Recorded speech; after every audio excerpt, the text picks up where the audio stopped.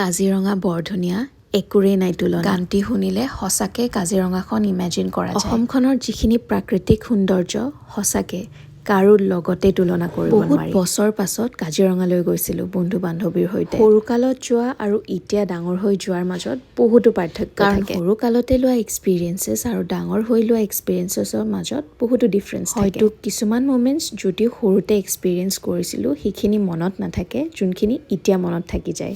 আমিতো ওলাইছিলোঁ এটাই এক্সপেক্টেশ্যন লৈ যে টাইগাৰ দেখিম, কাৰণ যোৱা 3 দিনমানৰ পৰা বোলে সকলোৱে প্ৰায় টাইগাৰ দেখি আছে। কিন্তু লাকতো লাগিব, প্লাছ আমাৰ অকণমান যাওঁতে পলম হ'ল কাৰণ বৰষুণ দিছিলে। কিন্তু এইখিনি পাৰ্ট চাওকচোন, এইখিনি পাৰ্ট মোৰ লাইফ লঙৰ কাৰণে মনত থাকি যাব। আটাইখিনি চাফাৰী কৰিব অহা মানুহে চাইলেণ্টলি এইখিনি মোমেণ্টৰ বাবে ৰৈ আছে। পুৰা মুভি চিন চোৱা টাইপ লাগিছিলে।